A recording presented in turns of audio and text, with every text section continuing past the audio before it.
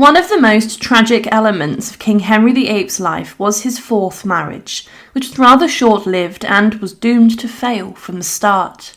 After Henry's third wife, Jane Seymour, had died, following giving birth to Henry's son and heir, the future Edward VI, the Tudor King asked Thomas Cromwell to find him a new wife. Cromwell dispatched a painter to Germany to paint the two Cleves princesses, Anne of Cleves and Amalia of Cleves. After Holbein had created these images, they were shown to the Tudor King, and he liked what he saw in one particular image, and he chose to enter marriage negotiations with Anne of Cleves, who would become his fourth wife. The marriage negotiations were intense, and Cromwell took care of this, but to begin with, the marriage was actually doomed from the very start. The first meeting of Henry VIII and Anne of Cleves was disastrous, as the German princess arrived on English shores. Henry greeted her in a mask and in secret, and he was greatly offended when Anne did not recognise the king, and she just saw him as a grotesquely overweight servant or courtier, and she did not know that this was the man that she was going to marry. Henry kissed her on the cheek, but Anne did not know this was her future husband. After this, the Tudor King demanded that he saw all of the paperwork regarding her former childhood betrothal to the Duke of Lorraine, and he was already trying to find out a way of the marriage, because of the embarrassment caused by the third meeting. Henry was also not enamoured by the beauty of Anne also, but there was not a fault that could be found in the paperwork which would invalidate the marriage. The ambassadors involved in the negotiations of Anne's side even said that they would be hostages for the king to do as they pleased, meaning that they were happy to die as they knew all the paperwork was in order. The king could not debate this, and he then demanded that Anne of Cleves formally swore that she was free of any pre-contract of marriage, and he wanted her to be offended and refused to do this, but Anne was obedient to her future husband. The king claimed, "Is there no remedy, but that I must needs, against my will, put my neck in ye yoke?" Meaning that the king was doomed to marry, because he could not fight this, and Henry was resentful, and he was not happy, but there was no escaping. He could have married by proxy and then exiled Anne, but this would have caused chaos with his newfound German allies, and this would have possibly resulted in war. The king needed these allies, especially against the French, and he would try to find another way out. And it was said that, to Cromwell, if it were not that she is come so far into England, and for fear of making a ruffle in the world, and driving her brother into the emperor and into the French king's hands, I would never have her. But now it is too far gone, wherefore I am sorry. Henry that evening, following the marriage, refused to consummate the marriage, and he told people the next day that his new wife smelled strangely, and that he believed she was not a virgin. He would claim that he had the ability to consummate the marriage, but then there were steps drawn later to try and dissolve the marriage, and this influenced further investigation into Anne's childhood betrothal, and also that the marriage had not been consummated.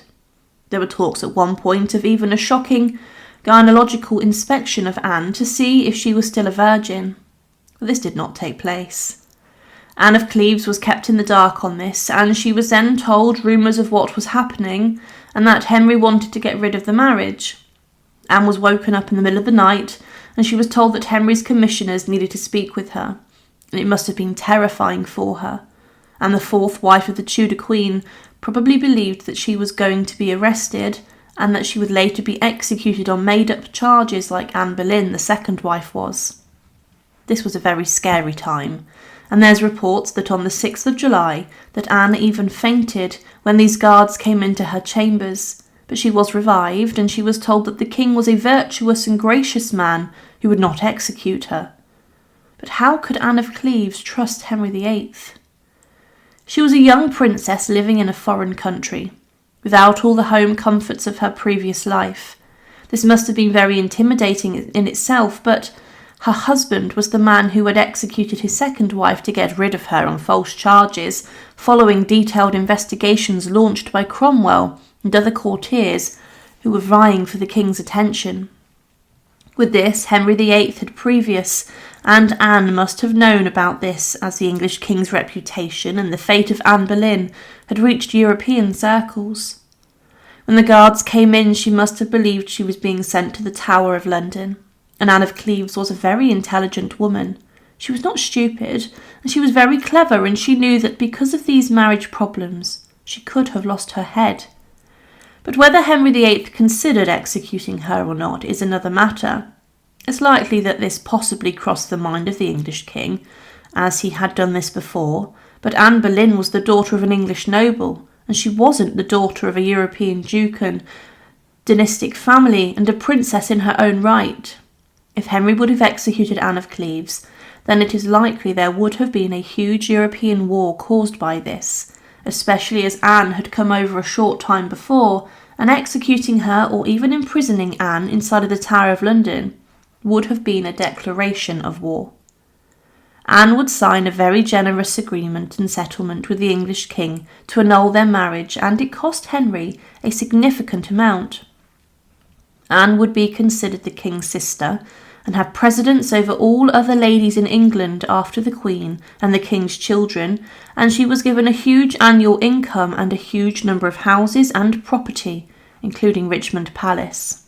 She was given a lot of furniture and riches also, including jewels and pearls, and Anne would live very comfortably inside of her palace for the rest of her life. It was said that after mature deliberation, they have found the marriage null by reasons of a pre-contract between Lady Anne and the Marquess of Lorraine, and that it was unwillingly entered into and never consummated, and that the king is at liberty to marry another woman, and likewise Lady Anne free to marry. Henry VIII was pleased that Anne accepted the judgment of the clergy that the marriage was annulled, and he was happy she cooperated with him. Henry was also flattered that Anne said she was gutted she had lost a wonderful husband, and she knew how to keep the Tudor King sweet. Anne later wrote to her brother what had happened, and during one of the interviews with the king's men, she uttered the words, "For an I did so would slay me," claiming that she feared execution greatly in the fact of the Tudor King, but it's also noted that Anne was happy after the annulment. She would be the longest living wife of King Henry VIII, and she also outlived the Tudor King. But Anne of Cleves, it's believed, may have been incredibly worried for her fate after the breakdown of the marriage, and she knew her husband had previous with executing wives on trumped-up charges and nonsense charges. But whether Henry VIII considered having her executed is debated. It's likely it did cross his mind, but the real victim in this saga would be Thomas Cromwell, the king's best friend and closest advisor, who would later lose his head for his involvement in the sham. Thank you for watching and support. Please subscribe to Her Remarkable History. Thank you.